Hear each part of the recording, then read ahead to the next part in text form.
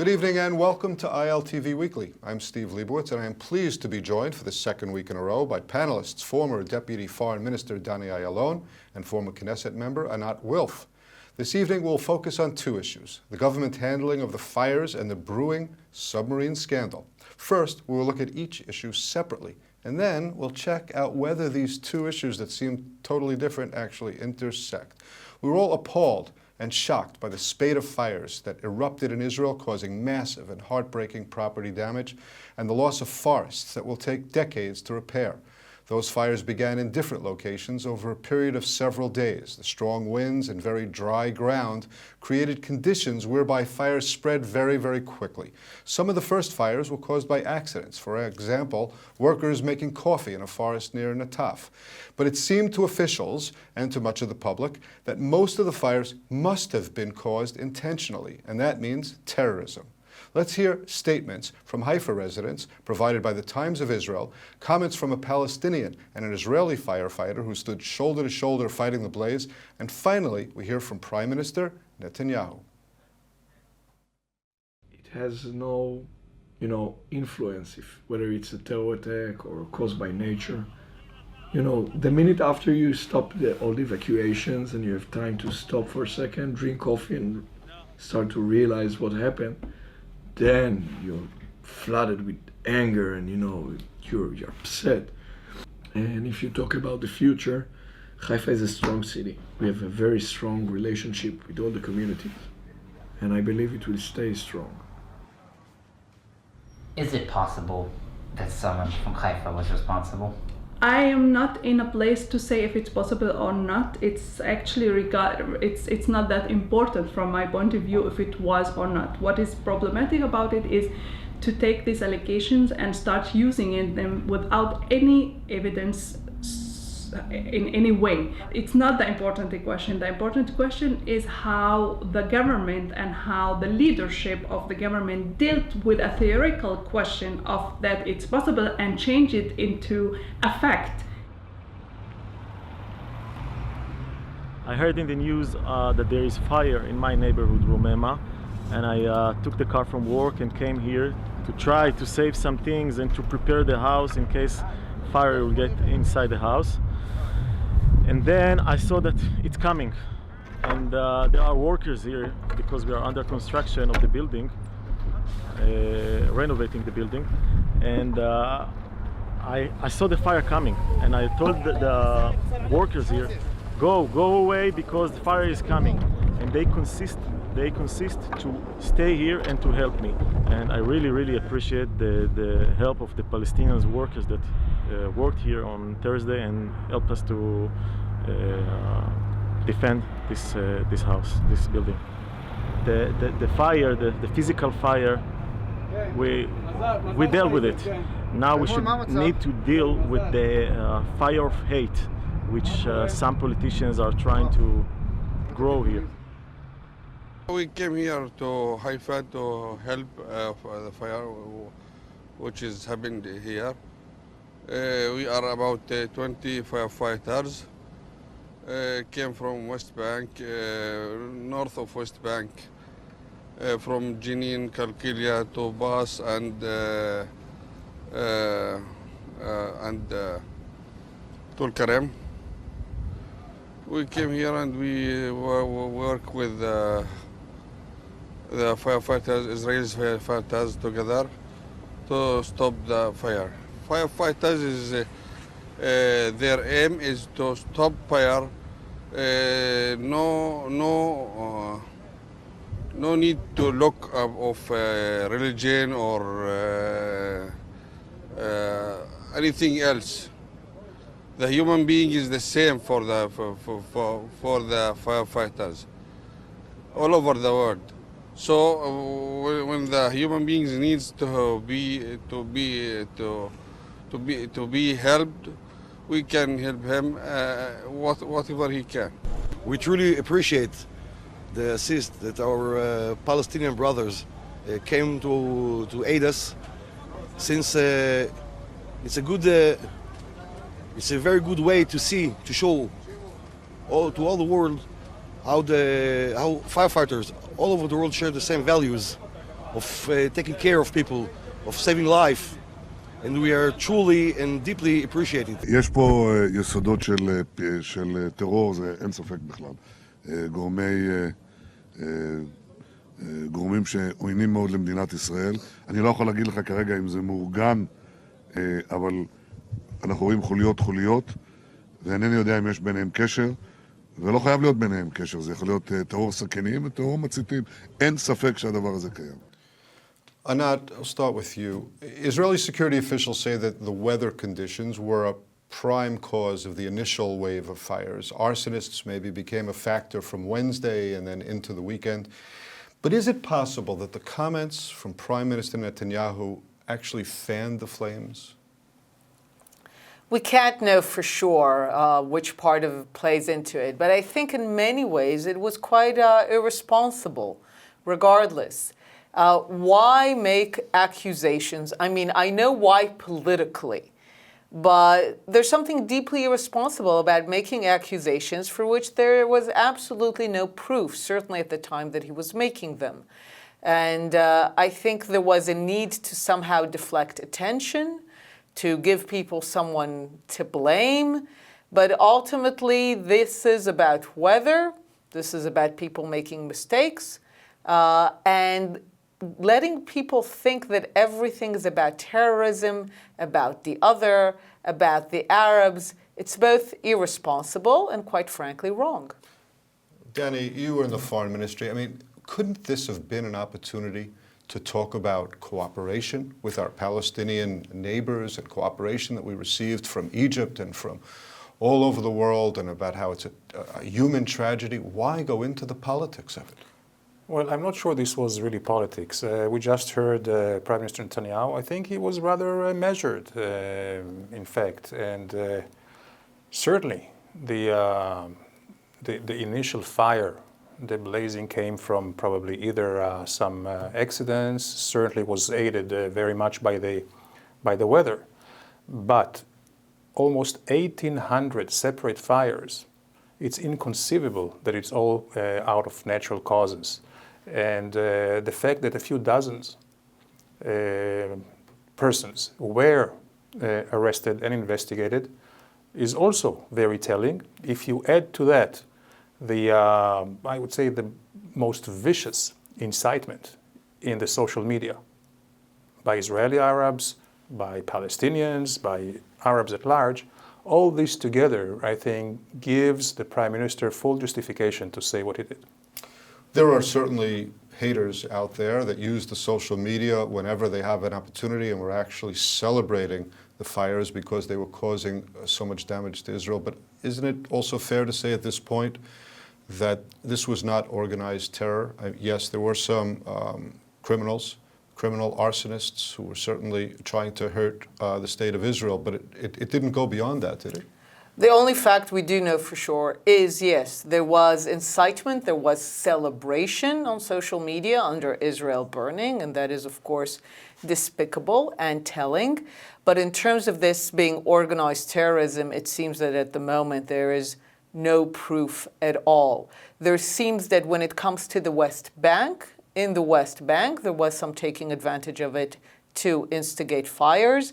Within Israel's borders, it seems that this was not the case, and therefore there is no basis for making that claim. Some people in Israel, I think, are rooting for the fire department and the police to determine that, yes, this was indeed caused by terrorism. Otherwise, they may not get all that's due them in terms of from the government, the mas rechush and so on, whatever, I don't know what that's called in English. Yeah. It skips my mind. But right, well, this is for the compensation. Actually, from the government's point of view, actually not calling it terror act is better for the budget. Right. I wanted to ask you about the Knesset members. You Sure. served in Knesset, both of you did, with people like Ahmed Tibi and Auda, who's now a new member of Knesset, so you didn't serve with him. They were very, very moderate. They talked about, we're opening up our villages, we're going to take Jews in that have lost their homes. They were certainly not trying to flame the fire in any way. They were saying, this is our land as it's your land. This is trees that are part of land and forests that belong to all of us. I mean, they were pretty responsible, weren't they? Any gesture like that, of course, is very much welcome, and it's quite a deviation from the normal rhetoric of a very insightful nature. But let me say, it doesn't have to be organized. Again, there are copycats. It's very much akin to the terror of knives. It's not necessarily organized, but again, they follow a spirit. They follow an ideology. They follow, I would say, a whole culture of hatred. And really, the burning, arson, terrorism, not only it's despicable, it's then dangerous.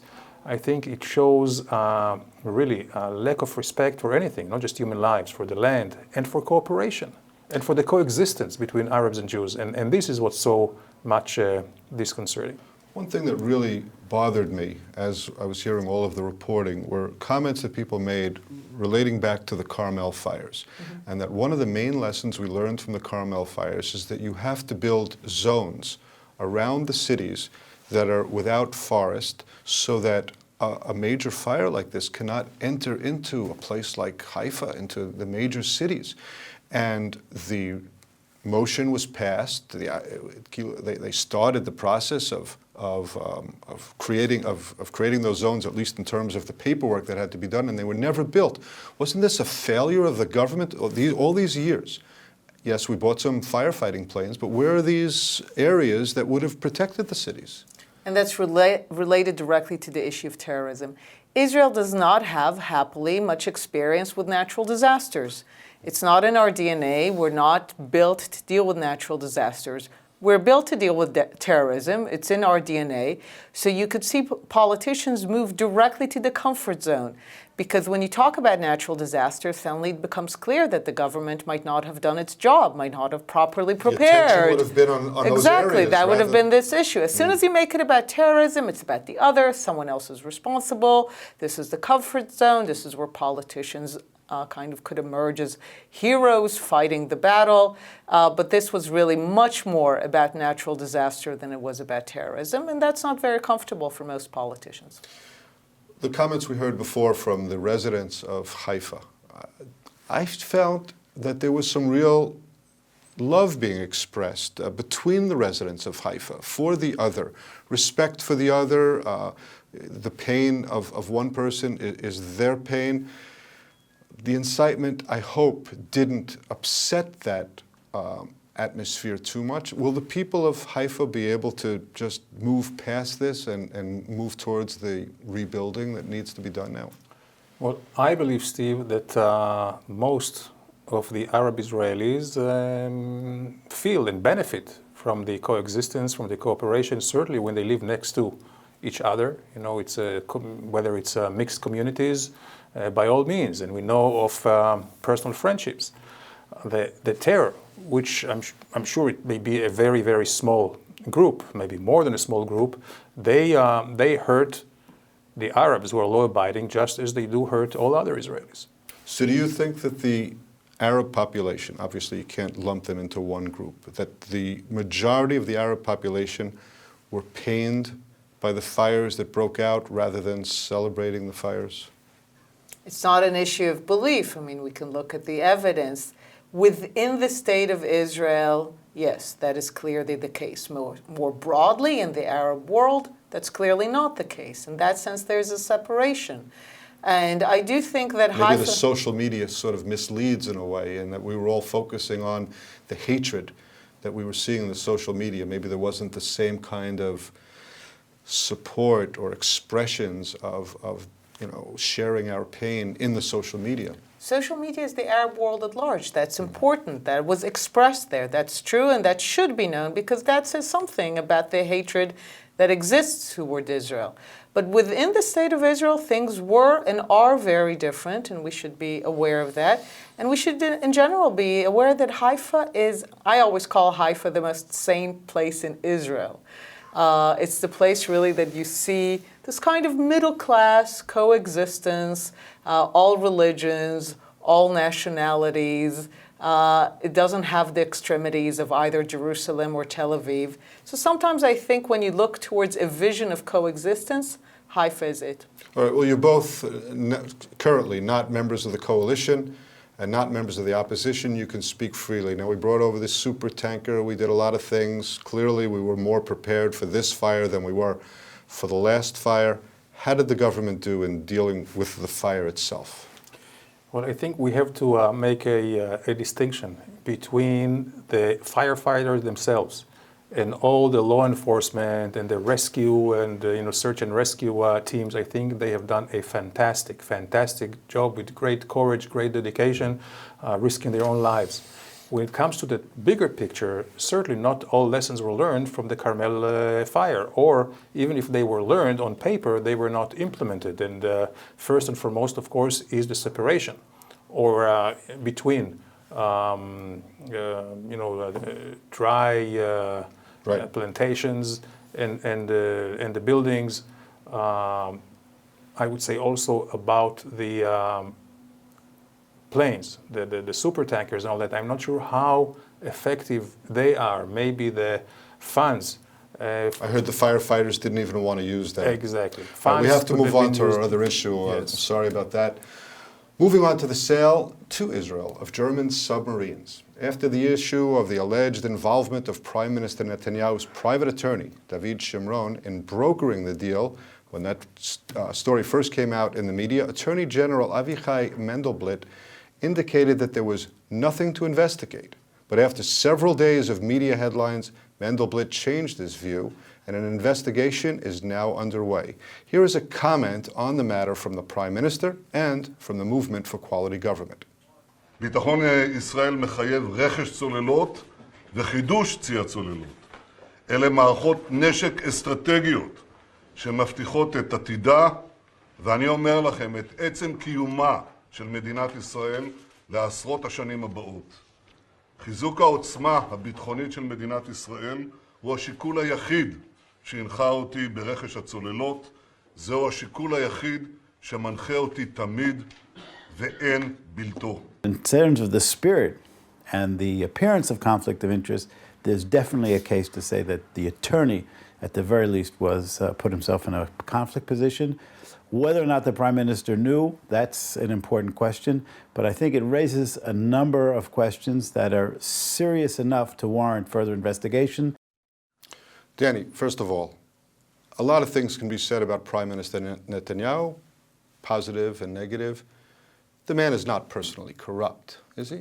Absolutely not. I think in all his personal behavior, when it comes to rectitude, I think he's very, very honest. This is not to say that it was wrong to involve his two personal lawyers. It's not just a matter of the submarines. One lawyer, Mr. Shimron, was very heavily involved in that. Whether Netanyahu knew or not, I think it was wrong to bring him in to state affairs. The same thing as Mr. Molcho, the other partner in this law firm, Shimron and Molcho, is dealing very much in other political matters. And I think here there was not enough, I think that there was not a firewall that was built between their own private business and state affairs, which really puts them in this conflict areas. The former defense minister, Moshe Yaalon, has stated publicly, now that he's out of office, that he was opposed to this submarine deal. It kind of sounds like something else is at work here. I mean, once Lieberman became defense minister, the thing went through. Is something fishy going on? Several issues are being brought together to create question mark. There could be legitimate debate between people in the fields of security as to what are the needs of the State of Israel. More submarines, less submarines, is it a strategic need? How many, if at all? And that is a legitimate debate. That in itself should not be an issue, but part of an open debate. The big question here is, once the deal went through, what does it have to do with the personal lawyer of the Prime Minister? Why was he involved? What are the conflict of interest questions? And the far bigger question is, why did a third person need to be involved? That's really the crux of it. Everything else would not warrant any investigation. But the fact that there's just a nobody person in the midst of it, that is getting paid tens of millions of euros for a deal that one has to question, why does the state of Israel need a mediator to deal with Germany, to buy submarines? Why should there be someone in the middle? Why is the German embassy, the German military attaché, why are they not enough? Why do we need a third person? In fact, I understand that the company, ThyssenKrupp, ThyssenKrupp, is conducting an internal probe to determine whether there was a violation of company policy by subcontracting to Netanyahu's lawyer, Shimron. and to Ganor, who was the person in the middle. Why is there a need to pay him? What is that money for? That is the big question mark. If that is answered, then we can begin to look at all the other issues. Well, Danny, let me ask you about the German government, which apparently is now saying that they may decide to cancel the deal because of all the reports of scandal. Do you recall in your days in the foreign ministry any cases like that where a government cancels a deal because of an internal probe on our side? No, and I'm not sure this deal will be cancelled as well. Now there is the heat and fire over everybody, so I guess it's probably incumbent on all of them, also for political reasons, to kind of take a step back. But to be fair to Netanyahu, a middleman is not his own invention. This Ganor replaced another middleman that has served for many, many years. The question is, why was the former middleman replaced so abruptly? This is a question that... Apparently there were demands that he be replaced, yes, from the former Navy chief, Cheney, yes, and so there was pressure to replace him. So if this indeed the case, this is something that certainly has to be checked thoroughly. Anat, what is the role of the opposition in this right now? Is it their job to push and push until there is a clear investigation and everything has shaken out and we know all the details of the deal? Certainly not. It's not just the role of the opposition, it's the role of the press, it's the role of all the legal bodies, it's the role of those who are responsible for making sure that our government is non-corrupt in this country. And it's not just the opposition. As the person said in the soundbite before, there are questions that for which there should be clear answers. And once these answers, if they're satisfactory, everything can go away. But one cannot leave those questions open, and especially the question of the middleman and the money paid to him. All right, well, before we conclude, I just wanted to read something that Meretz leader Zahava Galon told the Jerusalem Post. She said that Prime Minister Netanyahu deliberately encouraged arsonists to ignite fires in an effort to divert attention from the German sub scandal. Is it even vaguely conceivable that the fires turned into a story of mega-terrorism because Netanyahu didn't want people asking about the submarines and for that story to be generating movement? Well, I find it hard to believe. I mean, certainly it was quite helpful to move the issue of submarines away with the fires. But again, looking at the timeline, when did Netanyahu come out and talked about terrorism for the first time was almost towards the end of the entire mayhem. So I would give him the benefit of the doubt. Anat, give him the benefit of the doubt? That would be going too far to say that he deliberately did so. He clearly moved to a place where he was more comfortable and he was happy not to have the attentions on the submarines. But to say that that was deliberate, I think that is going way too far. Ultimately, I think it's part of the ancient story by now of his competition with Bennett. Bennett wrote a tweet that said that people who love the country don't burn it, essentially kind of saying that the Arabs are doing it, and Netanyahu jumped on the gun. And he couldn't let Bennett take the lead on this. Precisely. Well, that's all the time we have for today. Thank you to our guests, Einat Wilf and Danny Ayalon. I'm Steve Leibowitz. Thanks for being with us, and shalom from Israel.